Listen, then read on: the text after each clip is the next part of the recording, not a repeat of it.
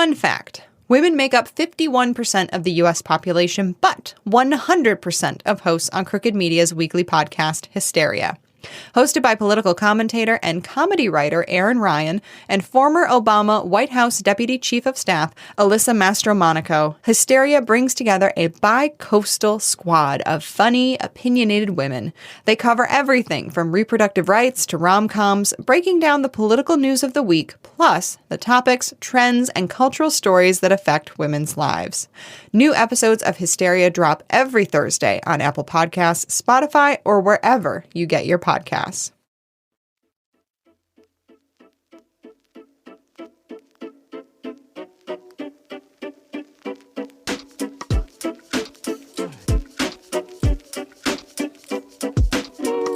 Welcome to The Waves, Slate's podcast about gender, feminism, and today we're also talking about ADHD. Every episode you get a new pair of feminists to talk about the thing that we can't get off of our minds, and today you've got me, Daisy Rosario.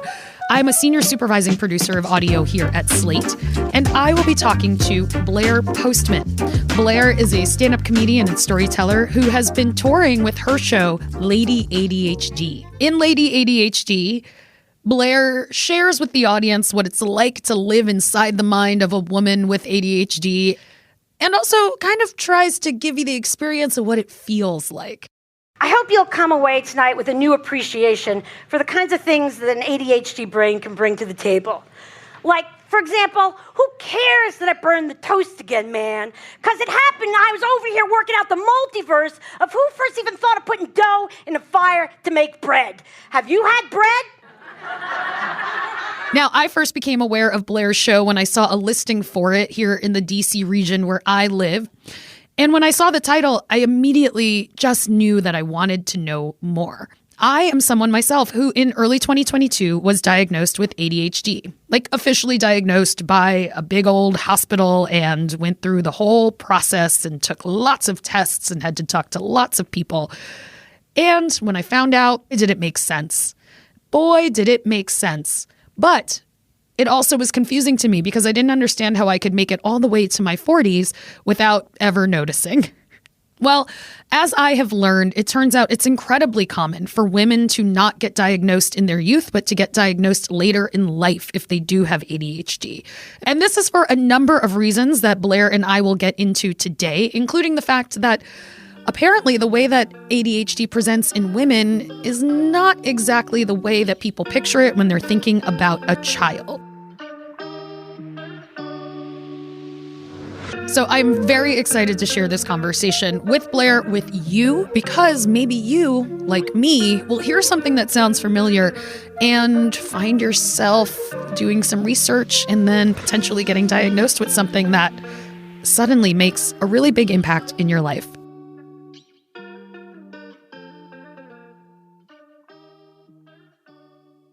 Hey everybody, it's Tim Heidecker. You know me, Tim and Eric, Bridesmaids, and Fantastic Four. I'd like to personally invite you to listen to Office Hours Live with me and my co-hosts, DJ Doug Pound. Hello. And Vic Berger. Howdy. Every week we bring you laughs, fun, games, and lots of other surprises. It's live. We take your Zoom calls. Music. We love having fun. Excuse me? Songs. Vic said something. Songs. Music. I like having fun. I like to laugh. I like to meet people who can make me laugh. Please subscribe now. Fun fact. Women make up 51% of the U.S. population, but 100% of hosts on Crooked Media's weekly podcast, Hysteria.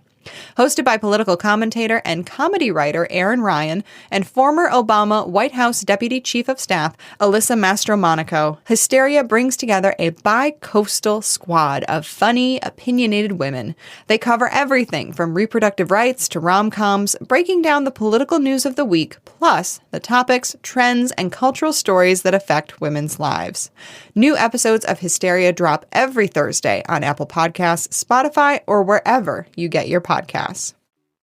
Hey, Waves listeners, we hope that you are loving the show. And if you want to hear more, please subscribe to our feed. New episodes come out every Thursday morning. And while you're there, check out our other episodes too, like last week's that featured a conversation between one of Slate's own and a correspondent who is on the verge of becoming a mother. It's the conversation about balancing motherhood with your work that you want to hear. All right, welcome back to The Waves. I'm Daisy Rosario, and I'm very excited to be joined today by Blair Postman. She's a comedian and writer and performer of a show called Lady ADHD. And ADHD in women is what we are talking about today. Thank you so much, Blair. So excited that you're here. Welcome. See, I just said what you said.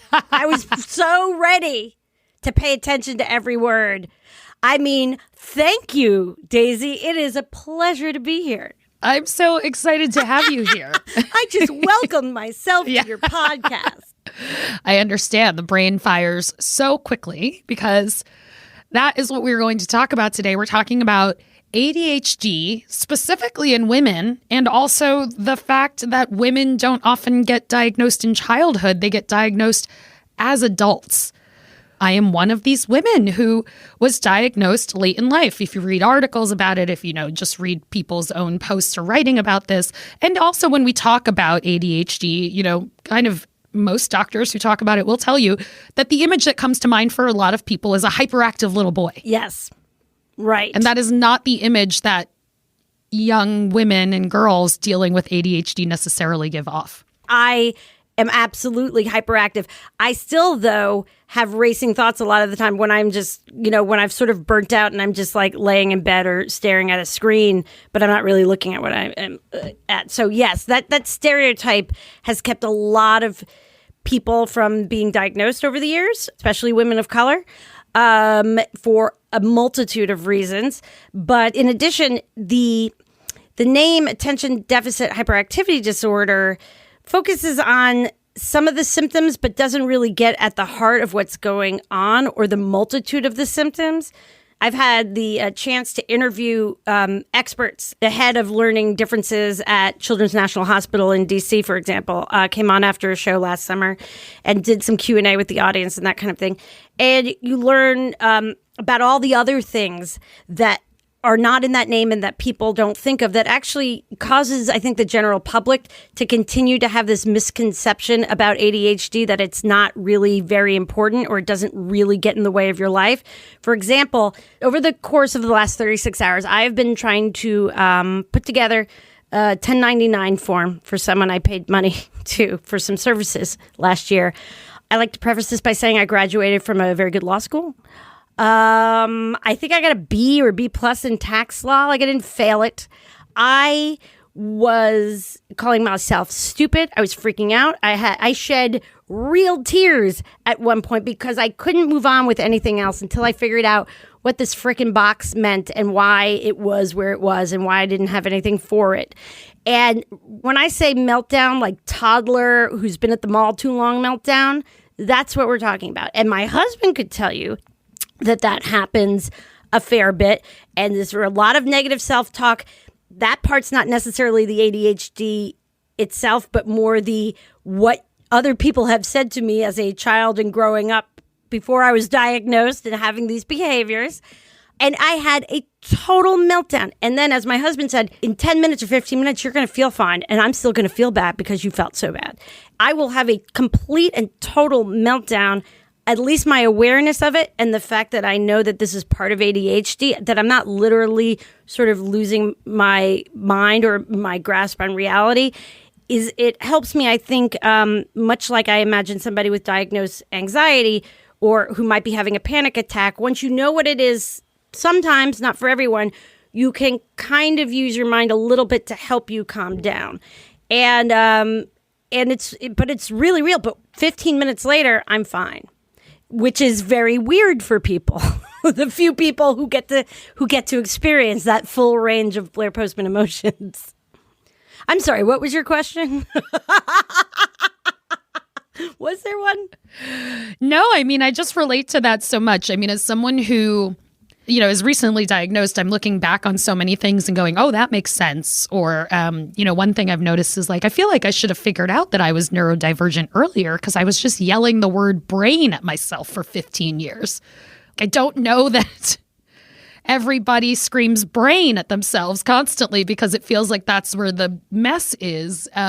Or I always found it odd that I could do a lot of really, really hard things, but I couldn't do a lot of what would be considered simple things. Do you know what I call that? Somebody we did a virtual show in October, and we had a coach who was also a licensed counselor and so forth on afterwards, and another ADHD professional. And we were asked by one of the audience member, what does ADHD feel like? And I said, I didn't think about this in advance. It just came out of my mouth. I said, ADHD feels like I am a super genius. And also, I cannot find my glasses. And that's getting in the way of me fully utilizing the super genius part. But I have a video.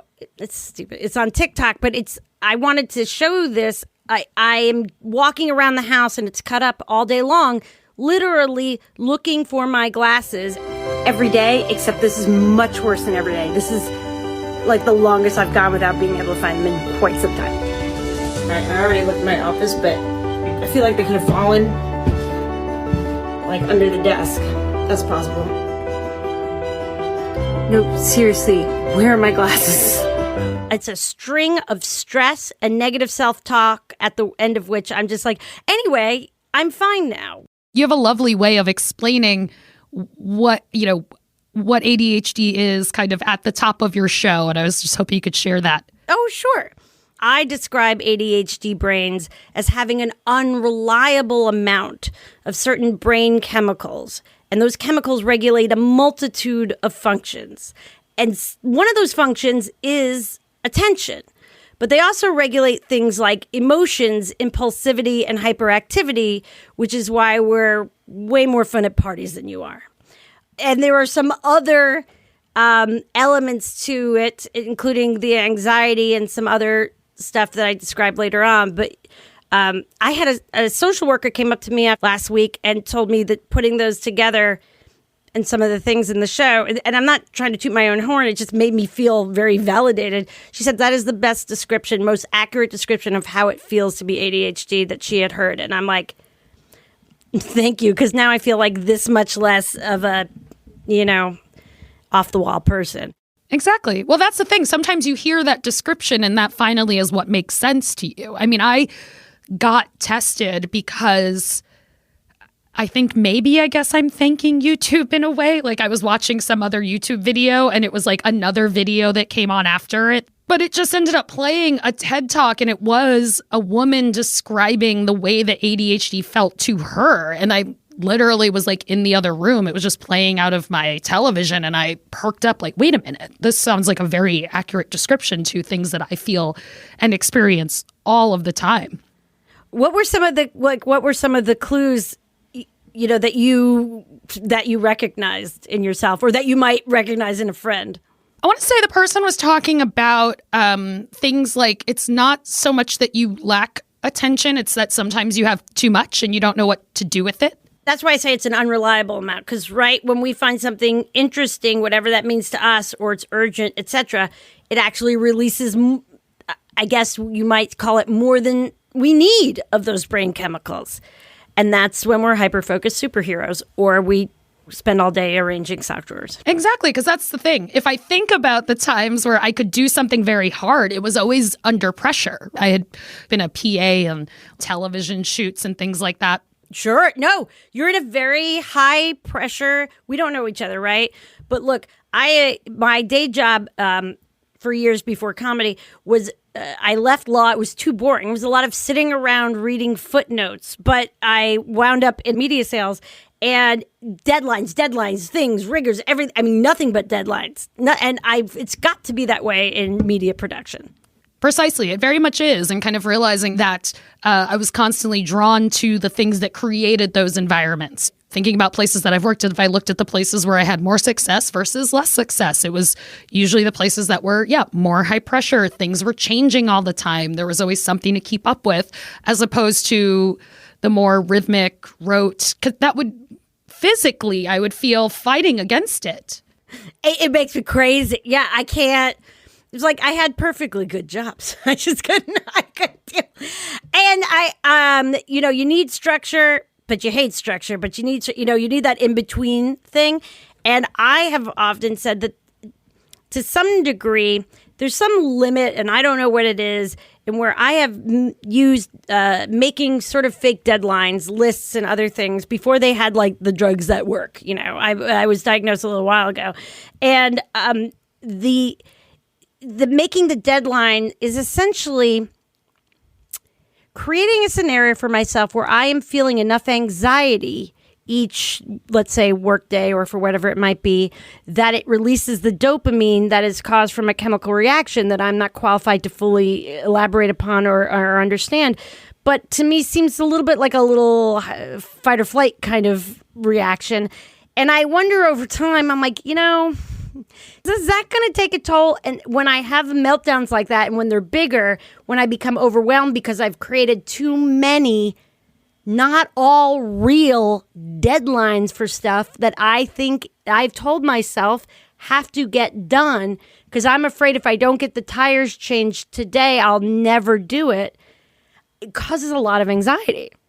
I mean, just kind of continuing on some of that same stuff, it also made sense of, yes, I need music in the background or something because if left to my own devices, my brain will wander even further. And so it's like you're trying to keep part of your mind busy so that you can focus on the other things that you actually need to focus on.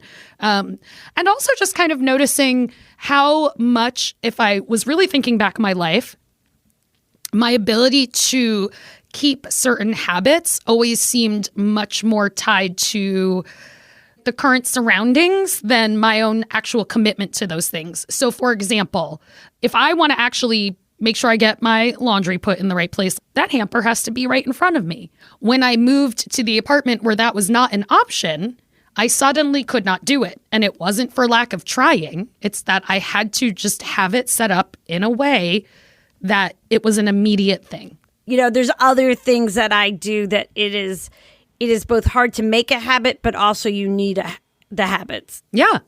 I mean, it's another thing that I've found myself wanting to say to my partner, you know, let's say we're just out in the world and she's like, hey, look at that bird or something, right? She doesn't say anything specific. She's like, hey, look at that. Look at that means when we could look at the exact same thing, but the way I try to explain it is that I am seeing very different things that are bolded. And that if she wants me to see what she sees, then she needs to be specific. Because if you just tell me, look out the window and look at that, I'm going to notice all kinds of things that are probably not what they're talking about at all. It might be a stop sign at an intersection while you are driving a car that you should see, but you've seen something on the pavement like, look at that chalk paint someone did. That ability, that hyper-focused ability, when we release that extra dopamine because of interest or urgency or whatever it might be, that ability is where cures for cancer can come from, but also where my weird comedy bit comes from. We're going to take a quick break here, but if you want to hear more from Blair and myself on another topic, please check out our Slate Plus segment, where today we are talking about ADHD and the pandemic. And please consider supporting the show by joining Slate Plus. Members get benefits like 0 ads on any Slate podcast, no hitting the paywall on the Slate site, and bonus content of shows like this one. To learn more, go to slate.com/thewaves plus.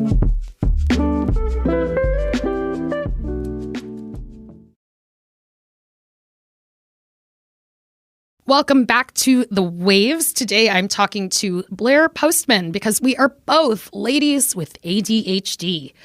So Blair, one of the things that you talk about in your show is that you had gone to this like elementary school, primary school that kind of lacked traditional structure. So I went to public school, but in the New Jersey suburbs of New York City in the 1970s, if you were in such a place, they had these things called open classrooms. And open classrooms were on one side of the building, and the traditional sit-in-a-row classrooms were on the other. And your parents had to opt you into the open classroom. I found out years later that people thought the kids on the other side of the school that the kids in the open classroom had like emotional and learning disabilities. And maybe, as it turns out, we did. But that's not why we were there. grades 1 through 3 and 4, and then 4th and 5th grade all sort of shared the same teachers. There was a lot of sitting on the ground in big circles. There were a lot of different stations. Like, we had things we had to accomplish, especially like in the 4th and 5th grade iteration. We had tests and stuff, but it wasn't like, this is what we're going to do every day at 2 p.m. And this is what we're going to do every day at 8:30 p.m. And this is when you do this and when you do that. A lot of what I did, especially kindergarten through 3rd grade, was I'm going to do this listening corner and whatever. I just remember having a lot of flexibility. I remember even in 5th grade, spending at least a day, except for a couple things that we had to do, writing a play based on the movie Xanadu. But when I got to junior high, it was, complete shock. In grammar school, it was, if you get this done, if you're doing well, if you're not a jerk to other kids, and my grades were great in whatever that means in 5th grade. I don't know. But you needed to get it done, but it wasn't exactly, this is how you have to do it, and this is exactly the way you have to do it. And as I say in the show, by the time I got to junior high, it was becoming really clear the world was going to want way less Free to Be You and Me and way more 1980s TV icon for coloring only very precisely inside the lines, Alex P. Keaton. I wasn't a bad kid. I didn't have that stereotype, but I would do homework I forgot about the day before. I don't know that open classrooms are for everyone, but I really think there's something to be said for finding a way to allow not just children, but grown-up people to lean into, as much as possible, lean into their strengths. And that includes sometimes not being so wrapped up in the way they get to the thing you need done. Yes, exactly. I also have done a lot of reading, of course, about, what happens for people when they get diagnosed. And I know that it can be, but I know for a lot of people, it's really difficult or confusing or makes them feel bad. And, I was wondering, you said it took you about 10 years before you started taking your diagnosis seriously. What was being diagnosed like for you, since it happened before this kind of last big rush of the last couple of years? They gave me a type of medication that some people use, but is definitely not the standard. It goes by Wellbutrin. I've explained that as it didn't really help the ADHD, but it did make me feel a little more relaxed about having it. And that was kind of it. But also everyone around me, nobody took it seriously. And I'm like, I'm just a bad person. And maybe I just need to know I'm a bad person in these ways that I'm bad, and just be grateful that these people don't hate me for all the badness that I have. I'll just take this medicine that really doesn't do anything. And it's not real. I'll just make a lot of lists, which I do. And that's where all that making of deadlines that aren't real come in, and often helpful, sometimes cause immense stress and anxiety. And I preface this by saying I have a universal permission slip to say from my husband to say these things. So when he finally hit rock bottom, and we got sober 10 or so years ago, and lots of other things in an adjacent way happened in my life that made it quite clear that my goal of being perfect and always being a good girl were not going to succeed. I sort of got re-diagnosed, and they had more stuff. Like, you did the test where you hit the space bar. If you see the X come up, did you hit it twice? Oh, I remember that one, yeah. And I'm like, oh, really? Oh, you have time release Adderall? So because sometimes when I did briefly take what I call the straight Adderall, and it kind of felt like it was a super big high and then a drop out. And now they have the type that's time release that I've been on for a long time. I'm not trying to give anybody any medical advice. It's just more that different people do well with different things. And they had made a thing that was a little bit better for me.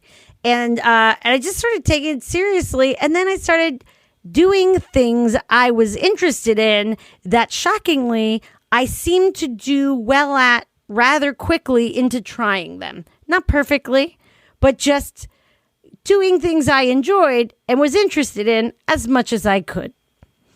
And it was really during quarantine I have these flip chart comedy bits that's kind of like the basis of Lady ADHD. You do this wonderful thing where you basically give the audience, try to give them the feeling of what it is like to live with an ADHD brain by walking them through some of the very deep rabbit holes that you have gone down in your time. Sometimes it would feel like when comedians or bookers, actually I know because some people have come clean to me years later, they would ask me, what are you doing with this bit? What's this bit? Oh, she's got a flip chart. This is going to be a nightmare. As I say in the show, let me tell you how popular it made me to be a newbie middle-aged, quote-unquote, lady comic showing up to comedy shows with a flip chart. Right? And the other comics wouldn't talk to me because it seemed like a weird mashup of a 1940s ventriloquist act and a friend of their mom's. It just didn't seem like this middle-aged lady with the flip chart was going to be someone everyone was going to hang out with, and it was going to be maybe a disaster. But I also knew I was going to need a way to format things, high-tech, portable, right, in order to make sure that people, even at a basement bar open mic, could follow along with what I was saying, even after they had many cocktails. Which eventually led me to cutting out pictures and sticking them on flip charts. It was only during quarantine, for whatever reason, why I started thinking about putting together a solo show because someone asked me to, and I didn't just want it to be a bunch of stand-up, that I'm like, look, guys, this is how my brain works, and I'm really frustrated. I get so annoyed. I have to listen to all these dick jokes, and clearly that's how your brain works, and congratulations, but all this stuff is interesting and cool, and it's maybe not for everyone, and that's okay, except it turns out it's for a lot of people, and just let me do my thing, and if it's not funny, believe me, the audience isn't going to laugh. And I realized all these different rabbit holes, and I do have non-flip chart comedy jokes. Like, I have a lot, many. I was able to pull lessons I'd learned, and it turned out, I discovered during quarantine that I was really angry, and I had on paper every advantage in many ways that you could want, including to have the guts, the wherewithal, whatever, to start doing stand-up comedy if I wanted to. And I never did because I was so shrunken. I was really felt like at so many different points in my life, the world around me was trying to shrink me down and tell me not to be proud of some of the things that now I'm pretty proud of. And as I put the show together, I realized how goddamn angry I was about all that stuff, and it shows in the show. But I'm not so angry about it anymore. Not talking to you, Daisy.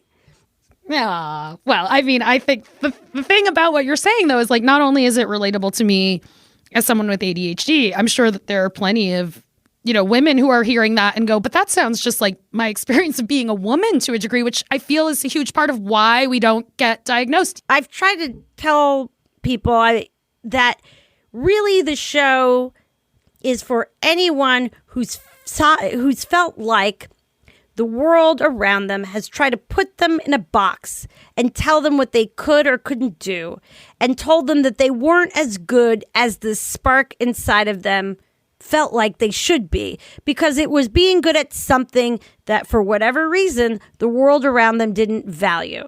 I would just say that it's for anybody who found themselves not fitting in whatever way the world around them was telling they had to fit in, and who have had to struggle with that and maybe are a little pissed off about it.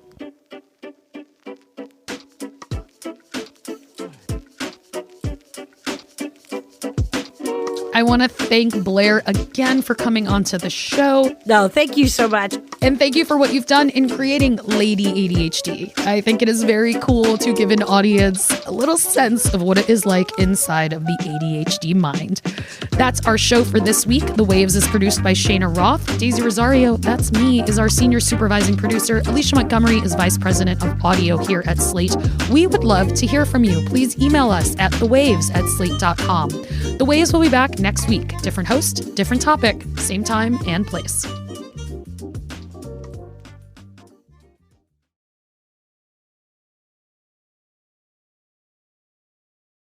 All right, thank you so much for being a Slate Plus member. And since you're a member, you get this weekly segment. So today, Blair and I are going to talk about ADHD and the way that it played out for some people during the pandemic. I got diagnosed during it. I know that some of it was that I finally heard the right descriptions, but I also think a lot of that was because I was just seeing how hard it was for so many of us getting through the day in general, but very specifically what I was being drawn to and what I was running from at the time.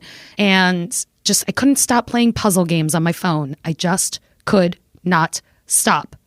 I had been doing stand-up comedy for, 7 years at that point.